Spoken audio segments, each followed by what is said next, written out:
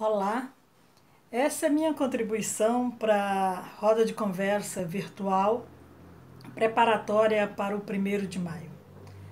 O tema do 1º de maio é Por Terra, Teto e Trabalho. A esperança está na luta.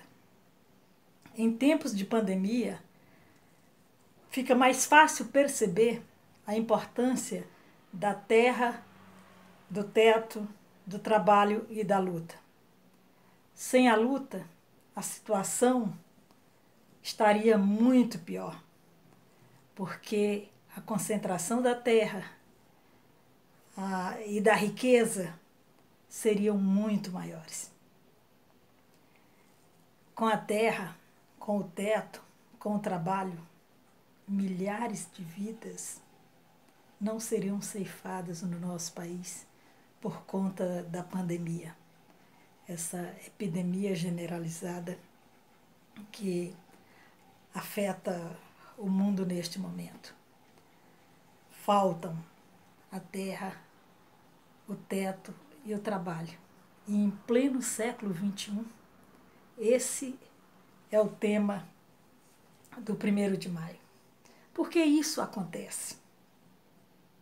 Porque neste momento, até mesmo para os profissionais, para as profissionais de saúde, né, e para os pacientes, as pacientes, mesmo no início da pandemia, faltam equipamentos os mais simples.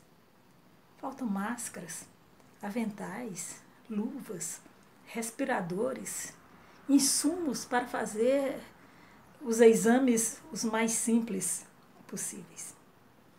Se observarmos os atos, as ações, os gestos, os símbolos, o papel que tem cumprido o presidente da República, nós começamos a perceber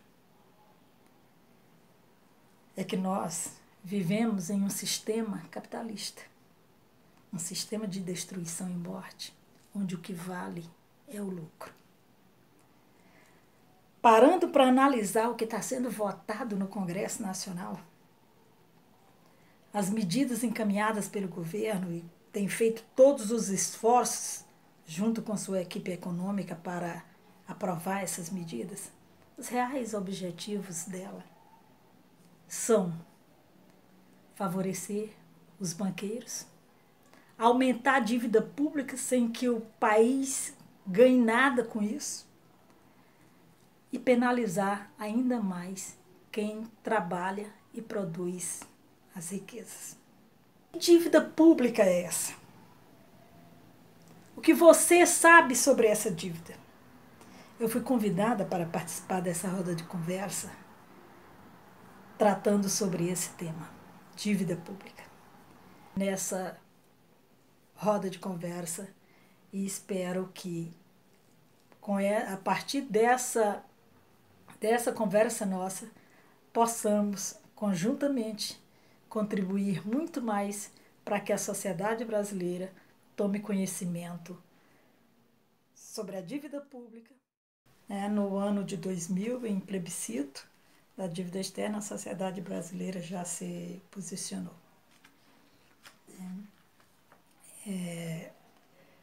Vamos tratar da dívida pública, tomando como base essa cartilha. Né? Dívida pública, que dívida é essa? Como ela afeta a sua vida? Essa cartilha popular é uma publicação do Núcleo Capixaba da Auditoria Cidadã da Dívida,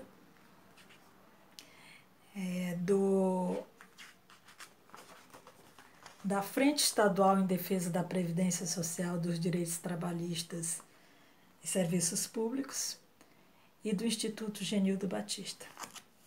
O trabalho de pesquisa e redação foi feito por mim, a revisão foi feita pelo Rodrigo Ávila, né? E contamos com a colaboração da Gesa, do Laureni, do Leonardo e do Newton Naziazeno. Essa cartilha ela tem 64 páginas, quer dizer, uma cartilha razoavelmente pequena, e trata sobre diversos assuntos. Os assuntos que estão aqui colocados podem ser aprofundados, né, através de trabalhos, estudos, vídeos, materiais diversos que constam do site da Auditoria Cidadã da Dívida.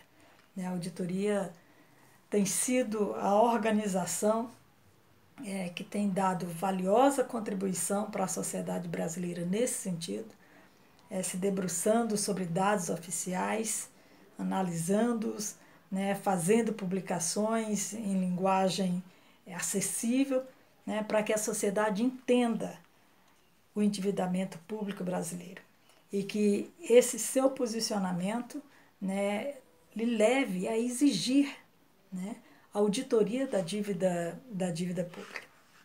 E sobre o que trata a nossa cartilha? A nossa cartilha trata sobre riqueza e desigualdade no Brasil. Quer dizer, o nosso Brasil é um país extremamente rico. Nós temos riquezas financeiras, riquezas naturais, riquezas humanas, quer dizer, culturais, quer dizer, uma riqueza muito grande. Outro tema é o FMI, o Banco Mundial e suas medidas de ajuste estrutural. Né? Nessa parte falamos sobre o fim da paridade dólar-ouro, a globalização neoliberal, a crise da dívida externa, sobre a reforma do sistema financeiro no Brasil e sobre as benesses que o governo FHC deu para os bancos, né, através do PROES e do PROER. Né? Falamos também sobre a autonomia do Banco Central, a quem interessa essa autonomia legal, né? Inclusive está em tramitação agora, mais uma vez, eles tentam, para eles não basta a autonomia e a independência de fato, eles querem na lei, porque tem como objetivo exercer um controle ainda maior sobre a economia no nosso país.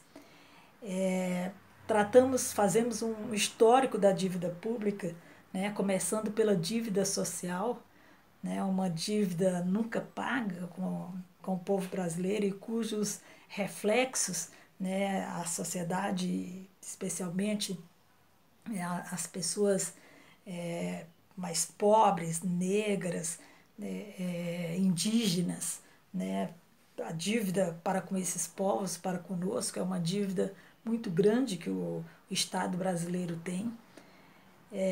Dívida pública brasileira de 1808 a 2018. Getúlio Vargas fez a auditoria da dívida e constatou que 60% da dívida era ilegal. A dívida atual é da época da ditadura militar. Lógico que tem dívida da época do Império, né? Quer dizer, os antecedentes, o histórico da nossa dívida começa, né, com a chegada da coroa, né, fugindo de Portugal e vindo para o Brasil, já trazem dívidas. A proclamação da independência também herdamos dívida por conta disso. Quer dizer, não recebemos nada e ficamos com a dívida pública, a dívida com a Inglaterra à época. Falamos mais a dívida atual, a que se paga atualmente, né, estudos da Auditoria Cidadã da Dívida, né, demonstram que são dívidas que têm sua origem na ditadura militar. Né? Não é que não começou aí o endividamento, óbvio que não, mas o endividamento, a dívida atual é deste período. Falamos sobre os relatórios, né, da década de 1983, 1987, relatórios sobre a dívida externa brasileira que nunca foram levados em consideração pelos governantes, pelos órgãos, né, responsáveis pela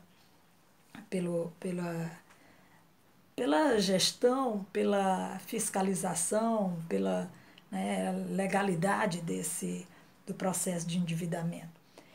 Falamos sobre o plano real e a dívida pública. Né? Antes do plano real, a dívida, se falava na dívida externa né, na minha época de movimento estudantil, inclusive uma das palavras de ordens, uma das palavras de ordem nossas era: não vamos pagar a dívida. Por quê? Porque essa dívida já foi paga. Era isso que cantávamos, né, no movimento estudantil. A CPI e a dívida interna, né? À época, a dívida interna era praticamente inexistente antes do Plano Real. Hoje ultrapassa trilhões, somando dívida externa e dívida interna, ultrapassam os 6 trilhões de reais. CPI da dívida pública em 2009, 2010, né? Tratamos sobre dívida externa e interna e dizendo que está tudo junto e misturado. Então, a Constituição Federal determina a realização de auditoria, em 1988, determinou que no prazo de um ano deveria ter a auditoria da dívida externa.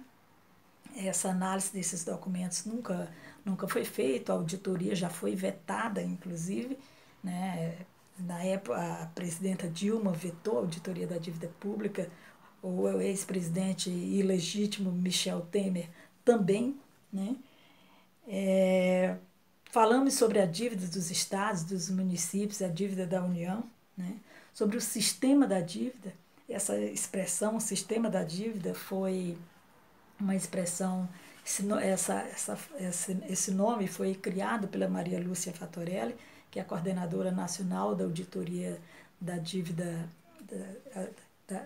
é a coordenadora nacional da auditoria cidadã da dívida, né? E esse sistema da dívida mostra muito bem como funciona o sistema capitalista hoje. Quer dizer, o controle mundial por parte de poucas famílias, né, cujas empresas estão interligadas. Então, antes, quando falávamos empresários, grandes empresários, latifundiários, banqueiros, né, havia uma diferença, de certo modo, entre eles. E o que se constata hoje é que as empresas, os negócios, os interesses entre eles estão praticamente todos interligados. Falamos também sobre, né, e esse sistema da dívida é a maior corrupção que existe. Falamos também sobre a Previdência Social e dívida pública, né, sobre o orçamento geral da União e dívida pública. Mostramos as ilegalidades e ilegitimidades da dívida. É assim, impressionante a quantidade de ilegalidades e ilegitimidades que perpassam o endividamento público brasileiro. Sobre esquemas financeiros perversos que geram dívidas, como o esquema de securitização de crédito, que eles estão tentando o tempo todo legalizar no Congresso Nacional. A Auditoria Cidadã da Dívida tem tido uma luta muito grande, né, contra esses esquemas, em especial contra esse da securitização de créditos e contra a remuneração da sobra de caixa dos bancos. Quer dizer, enquanto o cidadão, a cidadã, para ter acesso a um empréstimo, paga juros altíssimos, né? Os banqueiros não têm nenhum interesse em estar baixando juros e facilitando a vida, né, para as pessoas que necessitam ter um empréstimo para investir em seus pequenos ou médios negócios, né? A luta pela auditoria da dívida pública, né, com participação cidadã e a garantia de direitos. Então, ao longo dessa cartilha, o que é que a gente percebe? Que durante toda a nossa história, a garantia dos direitos, a legislação, a economia, a política dos governos, isso tudo caminha para e passo. Isso tudo está interligado. Então, precisamos conhecer a dívida pública, né? E nessa nossa roda de conversa, esse o meu interesse, fazer chegar até vocês um pouco mais de conhecimento, né? Para que possamos fazer o combate direto. Quanto à dívida pública, algumas questões que a sociedade brasileira tem o direito de saber e que devemos buscar as respostas. Que alterações ocorreram em relação à dívida pública? Dívida pública é dívida mesmo? Quando a dívida dos municípios, do estado e do país crescem, é porque fizeram novos empréstimos, receberam novos recursos? Ou ela cresce por ela mesma?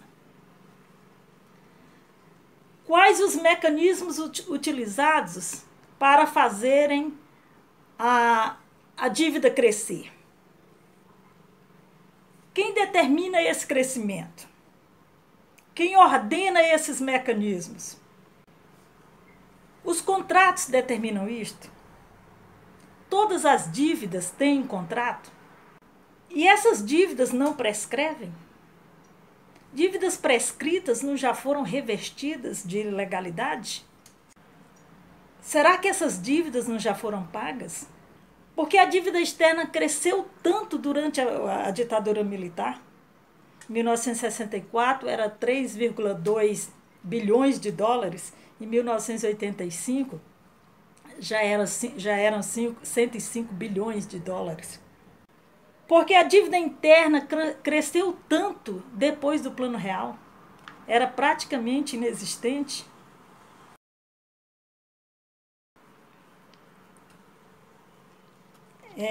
Que mecanismos vêm sendo utilizados pelos governos? O que ocorre com cada um deles? A Auditoria Cidadã da Dívida tem mostrado através de vídeos, de artigos, de notas técnicas, dos mais variados,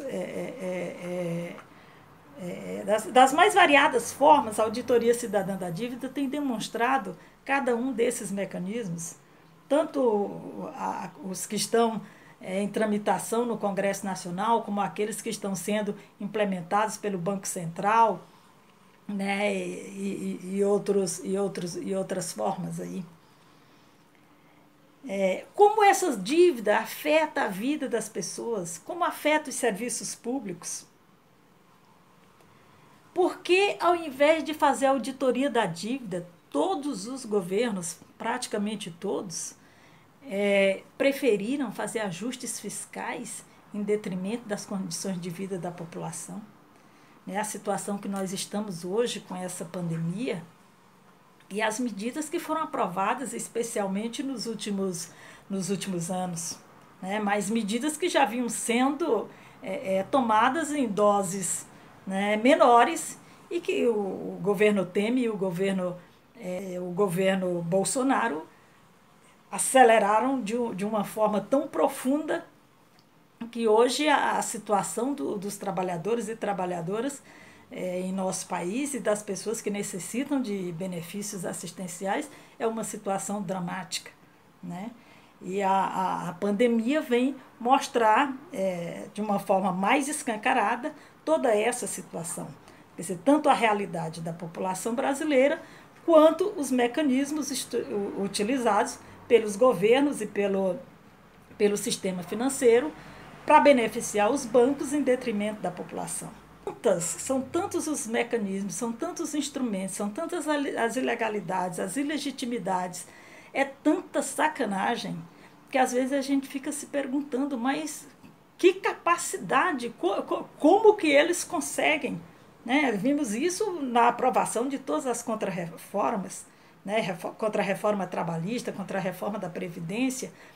E a gente fica, quando acha que não tem mais o que tirar, eles ainda encontram formas de arrancar não apenas dos trabalhadores e trabalhadoras atuais, né, das pessoas que estão aposentadas, mas comprometendo o futuro, né, das gerações vindouras, comprometendo a vida de trabalhadores e trabalhadoras que ainda nem começaram a trabalhar, mas que já estão perdendo direitos elementares. Carteira verde e amarela, que nega até direitos elementares como férias, 13º salário, né, dentre outros. Então, existe um centro dominador e um centro definidor de toda essa situação. As contrarreformas da Previdência não aconteceram em várias partes do mundo por acaso. Não é por conta do envelhecimento da população, né?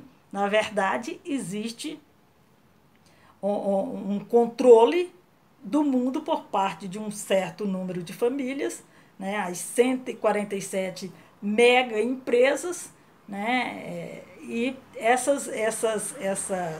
especialmente bancos, que determinam a forma como as pessoas devem viver, a forma como o capital deve funcionar. E é muito importante que nos debrucemos sobre o estudo e a discussão, o debate sobre essas questões. Estamos num momento, inclusive, muito favorável para isso, por conta de tudo que está acontecendo. Então, em 2008, fazia-se paralelo com a crise de 29, agora se faz um paralelo ainda maior. E o que aconteceu após a crise de 1929?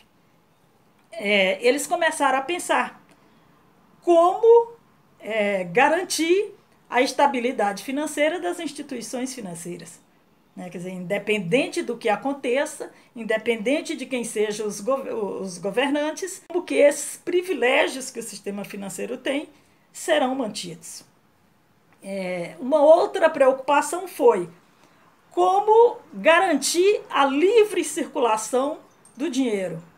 E uma terceira preocupação, como manter o controle sobre os países. Né? E de lá para cá, de 1929 para cá, se formos observar, vamos vendo que, do ponto de vista da economia e do ponto de vista da dominação e do controle, né, esses objetivos têm sido alcançados.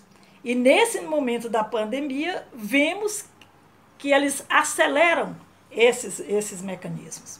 Os bancos centrais, sendo que 60 desses bancos são os donos. Os outros 132 são bancos centrais subordinados.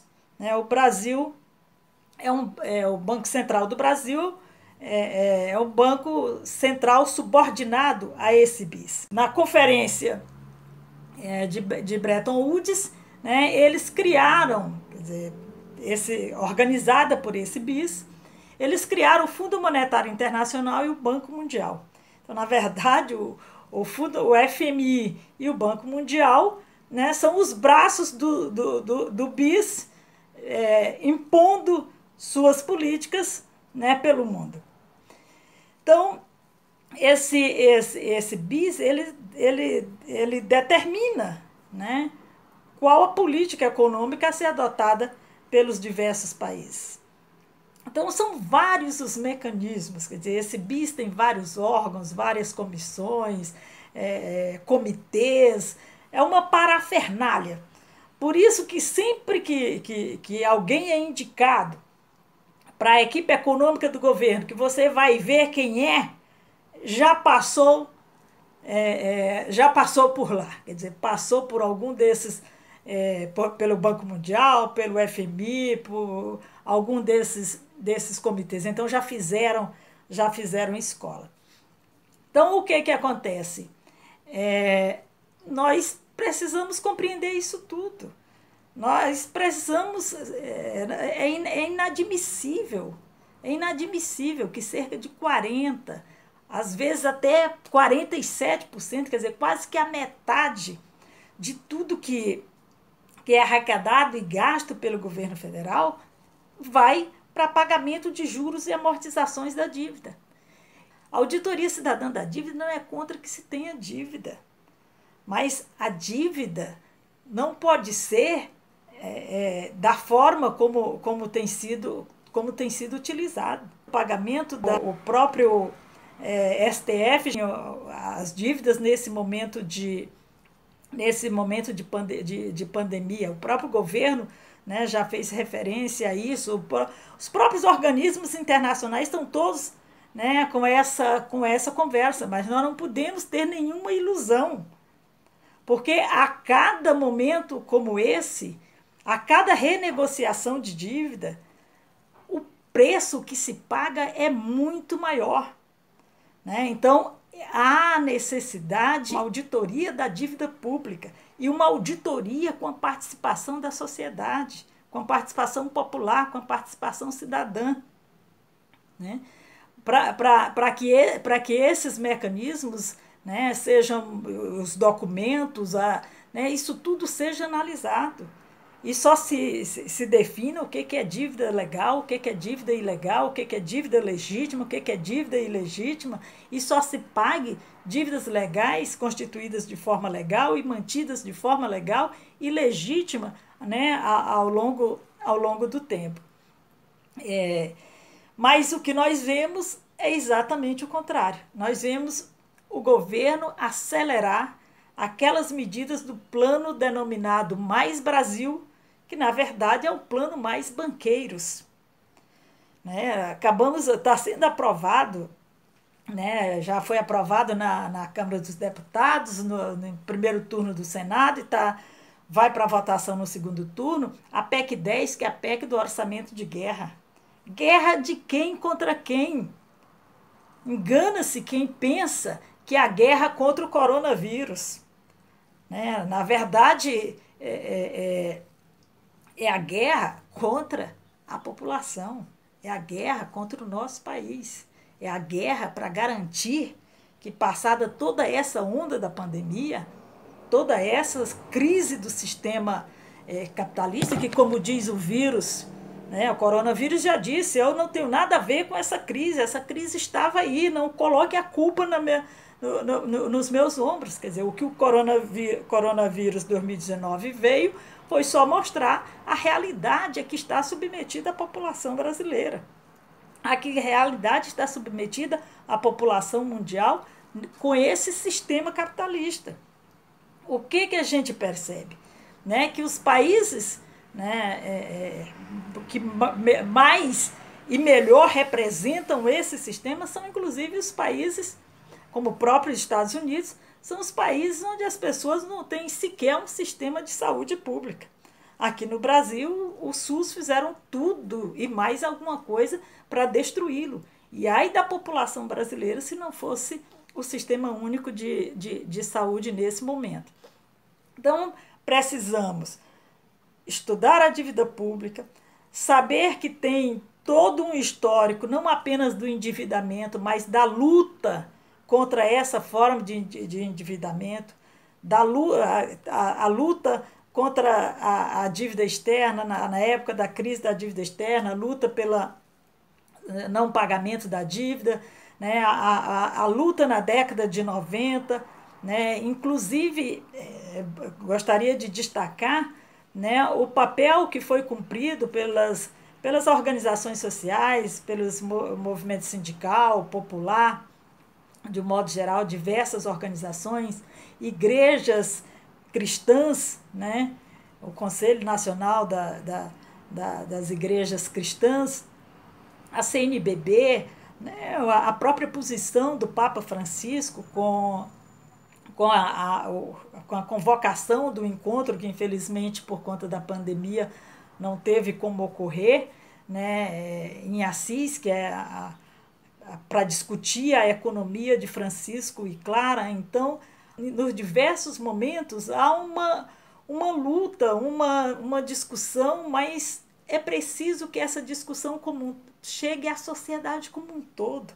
É preciso que compreendamos realmente o que acontece em torno da dívida pública, para que possamos lutar, né, pela auditoria dessa dívida, possamos lutar contra o sistema da dívida, né, que é esse conjunto de privilégios legais, jurídicos, políticos, econômicos, que fazem com que a dívida a todo momento seja prioridade. Para beneficiar essa dívida, eles já chegaram, inclusive, a fraudar a Constituição Federal de 1988, foi fraudada. Tem um artigo, né, um trabalho do professor Adriano Benayon e do Pedro Antônio Rezende, que mostram a anatomia de uma fraude à Constituição, que mostram que foi inserida, sem passar por nenhuma comissão, sem nenhuma discussão, em lugar nenhum, foi inserido no texto da Constituição do país, uma letra lá, uma parte que beneficia a dívida pública. Então, quer dizer, todas as medidas do governo de ajuste fiscal, de arroxo salarial, de redução do número de funcionários, né, pela não realização de concurso público. Quer dizer, todas essas medidas, a emenda constitucional 95, todas as renegociações da dívida pública, lei de responsabilidade fiscal, a desvinculação das receitas da União, a lei Candir, o próprio pagamento ocorrido, quer dizer, na época do governo Lula, né, muita gente tem a ilusão de que houve o pagamento da dívida externa, ficamos livres da dívida externa, livres do FMI, coisíssima nenhuma. Né? O governo Lula pagou, pagou ao Fundo Monetário Internacional, né, uma pequena parte da dívida e com juros, quer dizer, endividou mais o país para pagar antecipadamente ao Fundo Monetário Internacional, pagar com ágio, e mesmo o Brasil tendo pago ao FMI, ficou determinado que se continuaria seguindo as orientações do Fundo Monetário Internacional. Então, tem muita coisa inexplicada em relação a essa questão da dívida pública. E pós-pandemia, muita coisa vamos ter que analisar e vamos ter que lutar. Porque, para que se tenha uma ideia, a PEC 10, que está sendo aprovada, que é essa do orçamento de guerra, essa autoriza, né, o Banco Central a fazer os negócios mais nefastos, mais prejudiciais para o nosso país. Então, estão transformando, como diz a Maria Lúcia Fatorelli, né, estão transformando o Banco Central numa banca central, uma banca de mercado financeiro fraudulento, sem nenhuma transparência, e tudo os riscos e os prejuízos por conta do Tesouro Nacional. Então, quer dizer, o Tesouro Nacional, o dinheiro da população brasileira, que vai garantir e viabilizar esses negócios. Quer dizer, vão poder comprar títulos podres de empresas, de bancos, não apenas, inclusive negócios internacionais, né, feitos aqui dentro. Então, e quem vai analisar isso tudo é uma agência de risco independente. Agência de risco independente? A serviço de quem estão as agências de risco no Brasil e no mundo? A serviço de quem essas agências de risco estão? Então, nós não temos nenhuma dúvida, né, da importância de se ficar em casa, da importância de seguirmos as orientações da Organização Mundial, mas não podemos dormir no ponto, não podemos vacilar, e a Auditoria Cidadã tem dado uma valiosa contribuição nesse momento de pandemia também, fazendo notas técnicas sobre essas propostas de emendas constitucionais, como essa PEC 10, e outras medidas que estão sendo aprovadas a toque de caixa, né, à distância, né, de forma virtual, tanto pela Câmara dos Deputados como pelo Senado Federal.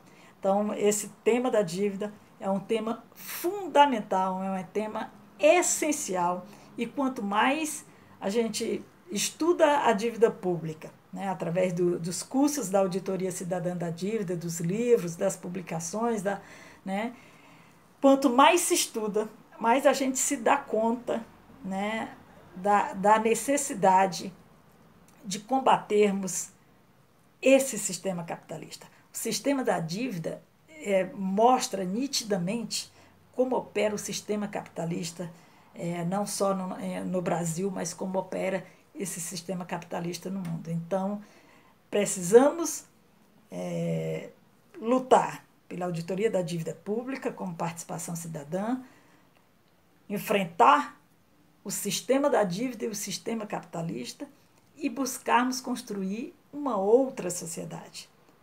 Todos os brasileiros e brasileiras e a população mundial, quer dizer, no mundo todo, as pessoas estão chamadas à reflexão.